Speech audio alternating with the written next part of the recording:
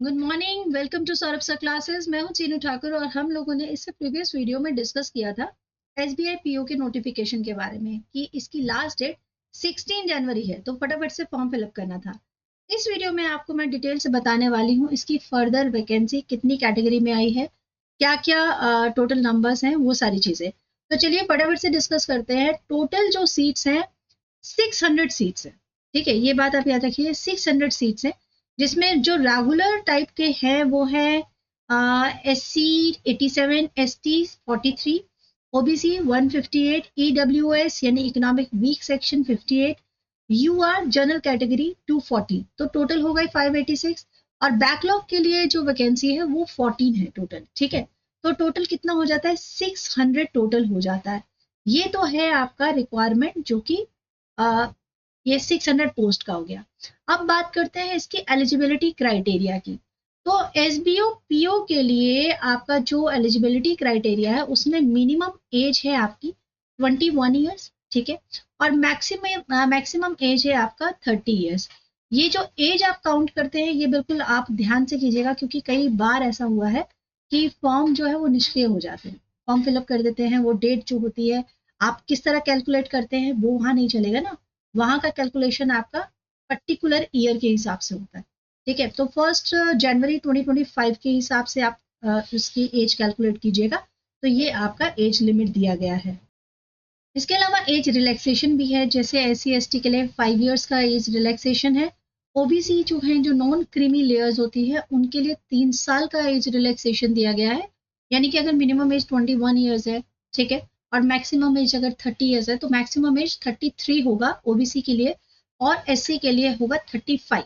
ठीक है, और पीडब्ल्यूडी जो है वो 10 to 15 ईयर्स, वो डिपेंड करता है कैटेगरी पे कि आप फिजिकल प्रॉब्लम, मतलब आपका जो फिजिकल वीक है वो क्या क्या कैटेगरी है, उसी हिसाब से 10 to 15 ईयर्स का आपको जो है छूट दी जा रही है।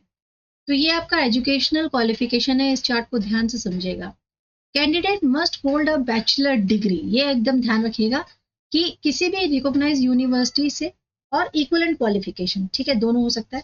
Cut off date for the education qualification is 30 April 2025। ठीक है, और फाइनल ईयर स्टूडेंट्स भी अप्लाई कर सकते हैं, जो फाइनल ईयर में है, अपेयरिंग में है, वो भी अप्लाई कर सकते हैं। एज का क्राइटेरिया जरा ध्यान से समझिएगा। तो यदि आप 2 अप्रैल 1994 से पहले आप बॉर्न हुए हैं तो आप इनमें से कोई पोस्ट को फिल नहीं करेंगे। ठीक है, और अगर आप 2 अप्रैल 1994 के बाद, मतलब ऑन और उसके बाद बॉर्न हुए हैं, तो आपको ग्रेजुएट होना ही है। पीजी भी होगा तो बहुत बढ़िया है। और आफ्टर 2 अप्रैल 1994 अगेन ग्रेजुएशन और पोस्ट ग्रेजुएशन दोनों एज पर दी जो रिक्वायरमेंट है, जो कि आपकी पोस्ट है उसके हिसाब से। अब अगर बात करें फॉर्म फिलअप का जो एप्लीकेशन फी है उसका, तो जनरल कैटेगरी को पे करना है 750 रुपीज, और SC ST और PWBD ये एग्जाम्प्टेड है, इन्हें कोई फी पे नहीं करनी है।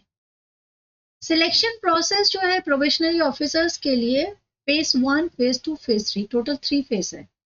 प्रीलिमिनरी जो एग्जामिनेशन है वो 100 मार्क्स का होगा, जो प्री एग्जाम होगा। मेन एग्जामिनेशन ऑब्जेक्टिव टाइप होने वाला है, तो जैसे आप अपना सिविल सर्विसेज के लिए तैयारी करते हैं, बिल्कुल उसी वे में, उतना ही मजबूती से ही एग्जाम को आपको तैयार करना होगा।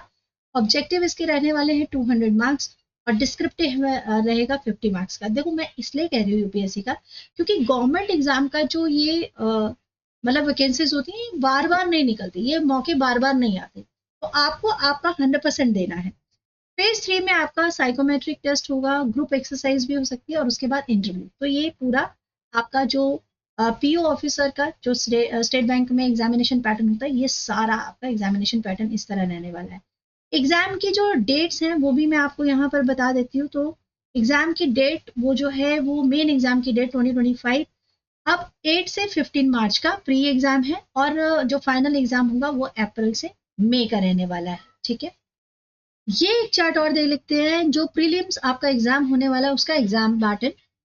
सेक्शन में अगर हम देखें तो English language, reasoning ability, quantitative aptitude, ये 3 आपके इंपॉर्टेंट सेक्शन है जो प्री का हिस्सा है। ठीक है, मैंने बात आपसे पहले किया है, 60 मिनट का आपका एग्जाम है। तो 40 क्वेश्चन आपके इंग्लिश लैंग्वेज से आएंगे, 30 क्वेश्चन आपके रीजनिंग एबिलिटी के होंगे, और क्वांटिटेटिव एप्टीट्यूड के रहने वाले हैं 30 क्वेश्चन। ठीक है जी। और आपका टोटल ड्यूरेशन होगा 60 मिनट। इन सभी एग्जामिनेशन पे 20-20 मिनट्स का टाइमिंग रहेगा इन सब सेक्शंस पर, और उसके बाद आपका ये पेपर होगा। ठीक है जी। आई होप आपके सारे इंपॉर्टेंट इन्फॉर्मेशन जो इस एग्जामिनेशन से रिलेटेड है वो मैंने दे दी है। एग्जाम का पैटर्न, आपका जो लास्ट डेट है, एज है और फीस है, सभी चीज़ों का डिस्कशन हम लोग कर चुके हैं। इसके अलावा अगर इस एग्जामिनेशन की तैयारी करना चाहते हैं, इसमें आपको सहायता चाहिए, तो नंबर ऊपर मैंने दे दिया है, व्हाट्सएप नंबर, आप उसमें क्वेरी ले सकते हैं। और जो भी आपको क्लासेस चाहिए, जिस भी पैटर्न में चाहिए, आपको वो सारी सुविधाएं भी हमारी तरफ से ज़रूर मिलेंगी। इससे रिलेटेड कुछ इंपॉर्टेंट क्वेश्चन पेपर भी मैं जल्दी ही आपके साथ डिस्कस करूंगी, किस तरह के क्वेश्चंस रहते हैं, पैटर्न कैसा रहता है, ये सारी चीज़ें भी डिस्कस होंगी। सो जुड़े रहिए चैनल के साथ। यदि वीडियो पसंद आए तो लाइक शेयर सब्सक्राइब जरूर कीजिएगा। मैं इसी तरह से आपके साथ हर एक इम्पॉर्टेंट इन्फॉर्मेशन शेयर करती रहूंगी।